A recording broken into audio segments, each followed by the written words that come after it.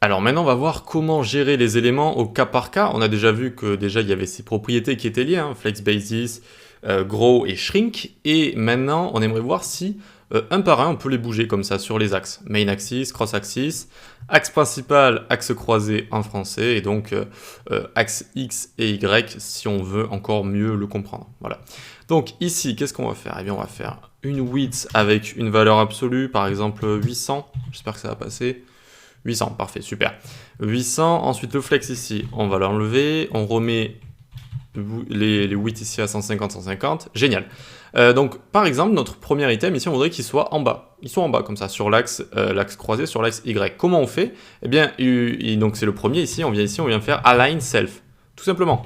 Self, c'est soi-même, et donc on va l'aligner où ça? Flex end par exemple. Flex end, et hop, il va atterrir ici en bas. Ok, super. Flex end, de base, flex start, pour qu'ils soient en haut, et on a également center. Voilà, tout aussi simple que ça peut être très utile si vous avez envie de bouger des éléments un par un. Malheureusement, il n'existe pas Justify Self, tout du moins la propriété existe, mais avec CSS Grid, qu'on verra après tout simplement. Ce sera la prochaine section. Mais donc si je fais par exemple, alors on va aller sur le saumon ici, sur le saumon, tac, Justify Self, et que je mets, je sais pas, par exemple Flex End pour le mettre au bout. Là, on pourrait penser que ça mette notre saumon, ici notre carré saumon tout au fond, mais non, ça ne fait rien, ça ne fonctionne pas ici. Ça fonctionne seulement dans des cas précis et pas avec Flexbox. C'est ça qu'il faut retenir, ça ne fonctionne pas avec Flexbox. Voilà. Donc, très bien pour ça, on a Align Self, mais alors comment on pourrait faire pour bouger les carrés de gauche à droite sur l'axe principal? Est-ce qu'il y a au final une technique pour ça? Eh bien oui, il y a une technique quand même, heureusement. Heureusement, il y a une technique. Par exemple ici, mon carré saumon, j'ai envie de le mettre au fond. Comment je fais? Eh bien, je lui mets margin left auto.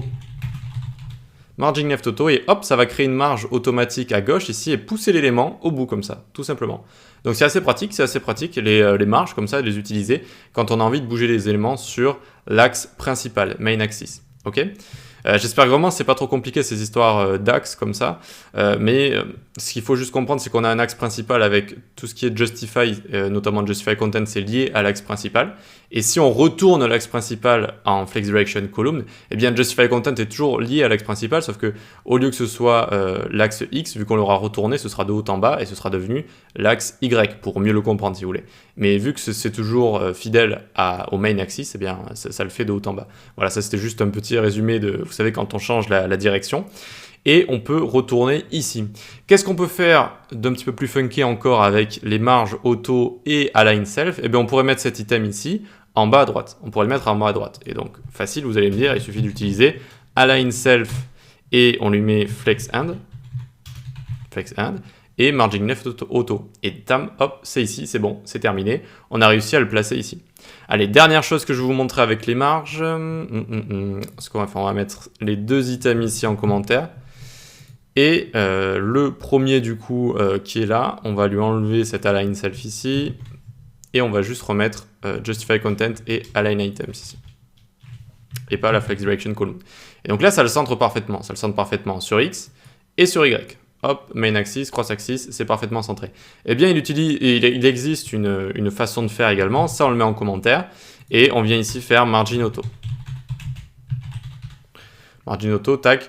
Alors, j'aime pas trop l'utiliser parce que on sort un petit peu du cadre de Flexbox en utilisant ça, même si c'est correct en fait. Ça va mettre la même marge à gauche et à droite, en haut et en bas.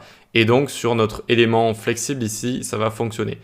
Notez bien que si on n'est pas avec Flexbox, ça ne fonctionne pas. Ça ne fonctionne pas ce genre de choses.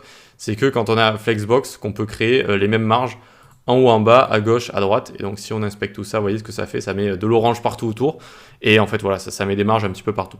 Bon, moi, je préfère utiliser Justify Content Align Items. Je sais un petit peu mieux ce qui se passe que de lâcher des margins auto comme ça sur les éléments. Et puis, ça fonctionne bien quand on a un seul élément. Mais quand on commence à en avoir plusieurs, c'est vraiment mieux d'utiliser, encore une fois, Justify Content et Align Items. Voilà. Mais avec les marges, on peut faire toutes sortes de choses. Et notamment placer des éléments sur l'axe principal avec les margins auto. Et voilà. Allez, on passe à la suite.